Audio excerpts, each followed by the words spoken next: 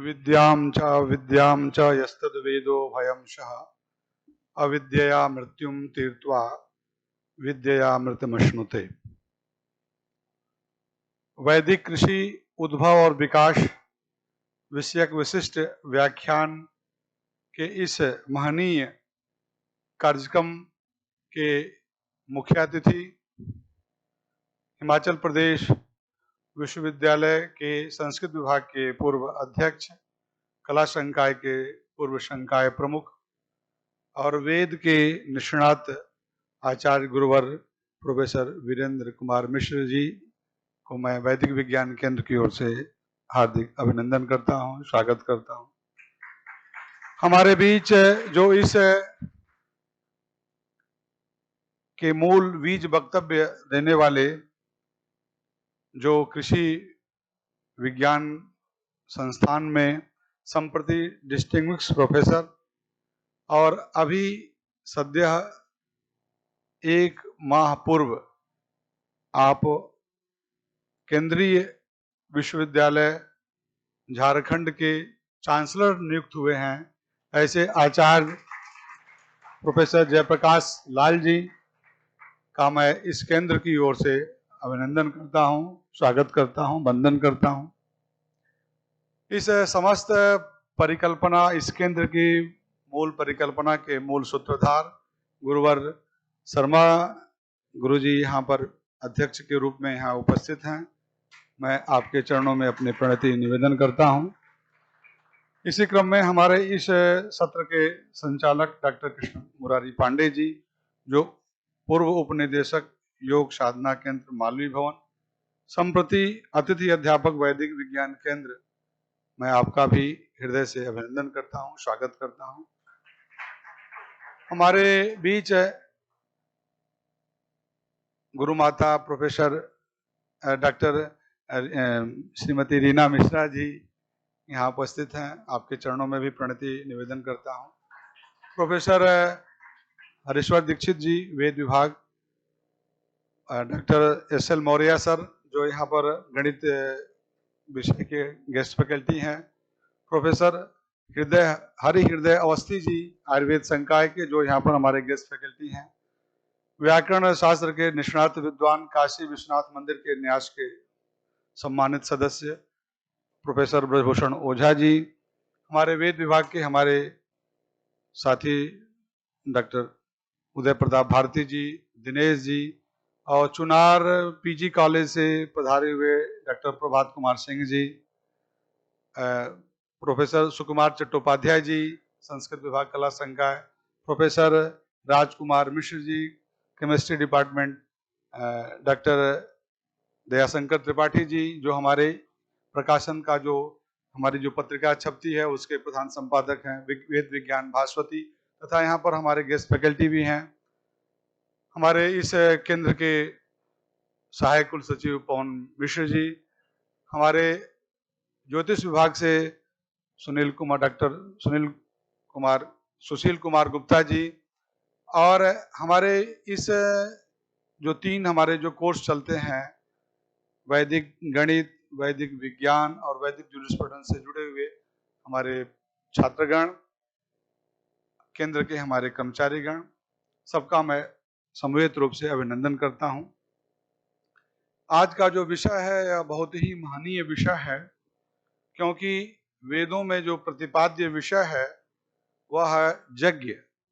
यज्ञ ही मूल इस सृष्टि का आधार है और यज्ञ से सर्वाधिक मंत्र विनियुक्त हैं वेदों के, और यज्ञ का कृषि से बहुत ही बड़ा संबंध है। बिना यज्ञ का कृषि नहीं और बिना कृषि का यज्ञ नहीं। तो जो कृषि है, इसीलिए हमारे यहाँ वैदिक कृषि शब्द उसको कहा गया। जो कृषि के बिना गोघृत के बिना हम अग्निहोत्र नहीं कर सकते हैं, बिना तंडुल जो अक्षत है उसके बिना भी अग्निहोत्र नहीं कर सकते हैं। इस प्रकार से बिना समिधा का भी हम यह साधन है, मतलब जो कृषि का जो आधारित अन्न है, वनस्पतियां हैं, वो साधन है यज्ञ के लिए और हमारे जीवन के लिए भी। हमारे यहाँ वेदों में कहा अन्नम वही प्राणा, जो हमारा जो प्राण तत्व है वो अन्न में है। और हमारी जो पंचकोश की जो परिकल्पना हुई उसमें सबसे पहला जो है अन्नमय कोश को अन्न, क्योंकि जैसा हम अन्न खाते हैं उसी से ही हमारे शरीर में ऊर्जा या समझ रजवीर्य का निर्माण होता है और रक्त का निर्माण होता है, हमारे अंदर तेज का निर्माण होता है। तो उसका मूल आधारित क्या है? अन्न है। और हमारे यहाँ वेदों में शास्त्रों में कहा गया कि जैसा हम अन्न खाते हैं वैसे ही हमारी मन बुद्धि चित्त अहंकार इत्यादि का निर्माण होता है। जैसा खाएं अन्न वैसा वैसा रहे मन। तो यह एक दूसरे से जुड़ा हुआ ये सारे विषय है। तो वेदों में वेद अनादि है, नित्य है, लेकिन हम वैज्ञानिक दृष्टि से, ऐतिहासिक दृष्टि से हम उसको काल समय में बांधते हैं, देखते हैं। तब से कृषि का भी उद्भव रहा होगा, ऐसा विद्वानों का मंतव्य है, चिंतन है। हमारे यहाँ वेदों में, ऋग्वेद में अनेक ऐसे मंत्रों का उल्लेख प्राप्त होता है जिसमें हम कृषि कार्य के स्वरूप का वर्णन प्राप्त होता है। अथर्ववेद में तो पृथ्वी सूक्त को माता के रूप में ही परिगणित किया गया है, माता भूमि पुत्रो हम पृथिव्या। इसके अलावा आपको अनेक ऐसे जो मंत्र हैं जिसमें हमें कृषि कार्य के लिए हल के प्रयोग, भूमि को शोधन की दृष्टि के अनेक मंत्र ऐसे हमें प्राप्त होता है। और अन्न के संदर्भ में हमारे यहाँ यजुर्वेद में एक मंत्र, प्रसिद्ध मंत्र है, जिसमें बृहस्पति, जवास्यमे, मखास्यमे, तिलास्यमे, मुद्गास्यमे, खल्वास्यमे, प्रियंगवस्यमे, अणवस्यमे, श्यामाकाश्यमे, गोधूमास्यमे, मसूरास्यमे, जज्येन कल्पन्ताम। तो ये सारी चीज हमें यज्ञ से प्राप्त हो, ऐसी उसमें परिकल्पना है। उसमें तिल है, धान्य है, सारे इन हमारे अन्न का उल्लेख इसमें प्राप्त होता है। इसी प्रकार से ऋग्वेद में भी भूमि के भेद, 3 प्रकार के भेद का भी वर्णन उसमें हमें प्राप्त होता है। तो ऐसे भूमि के मापन का चर्चा के विषय हमें ऋग्वेद में प्राप्त होते हैं। तो कहने का अभिप्राय है कि ऋग्वेद में जब अन्न के विषय में और अन्न के उपज के विषय में, उपजाऊ बनाने के विषय में, अन्य प्रसाधनों के विषय में, जो कृषि से जुड़े हुए अनेक जो प्रसाधन है, हल है इत्यादि, उनका जो वर्णन प्राप्त होता है, तो इससे प्रमाणित है कि कृषि की जो व्यवस्था है वो वेदों में भी, या वैदिक काल के क्रम में, या वैदिक कालीन चिंतन के क्रम में भी हमें प्राप्त थे। और उसका सनई सनई विकास का क्रम रहा। कुछ काल में ऐसा रहा कि यह भी होता है कि जब भारत स्वतंत्र हुआ तो हमारे पास सबसे बड़ी समस्या थी, अन्न की समस्या थी। हम इतने बड़े क्षेत्र होने के बावजूद भी हमें अन्न पूरे हमें अपने देश से प्राप्त नहीं हो पा रहे थे। तो हमें रिसर्च किया गया और फिर उसमें आधुनिक उर्वरक का प्रयोग के माध्यम से अन्न के उत्पादकता बढ़ी, और उत्पादकता बढ़ी। आज के क्रम में एक समस्या, पेट तो भरने लगा, लेकिन उस अन्न से अनेक प्रकार की बीमारियों ने एक पांव फैलाना शुरू कर दिया। आज की स्थिति है कि आज उस माने भोजन के आधार ही हमारा मूल है, शरीर का पोषण होता है, तो उससे अनेक प्रकार के बीमारियों का जो क्रम है उसका आधार जो है वो कृषि है।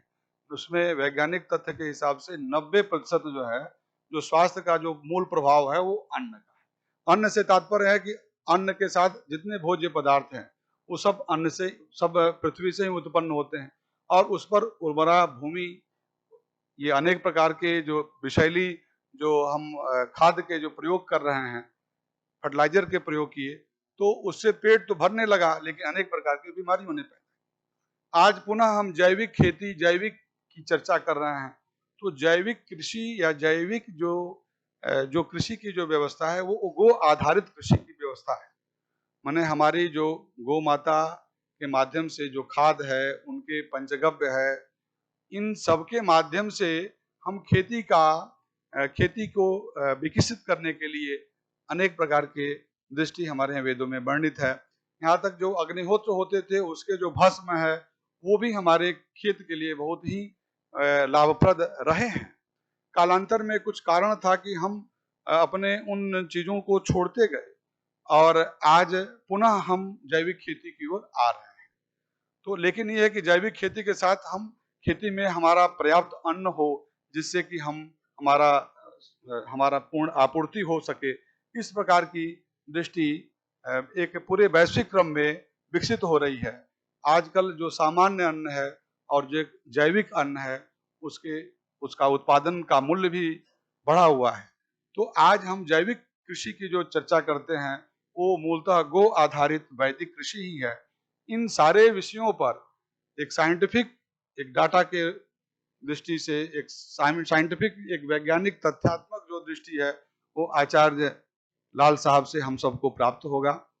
आचार्य जयप्रकाश लाल जी के विषय में भी सामान्य रूप से एक चर्चा करना चाहूँगा कि आप कृषि वैज्ञानिक होने के साथ साथ आप राष्ट्रीय स्वयंसेवक संघ के एक वरिष्ठ संघ चालक के रूप में, संघ चालक के भी ऊपर का जो दायित्व है वो वर्तमान में आप निर्वहन कर रहे हैं और साथ साथ हमारे इस वैदिक विज्ञान केंद्र के स्थापना में भी आपका सहयोग रहा और निरंतर आपका मार्गदर्शन इस केंद्र को प्राप्त होता रहता है।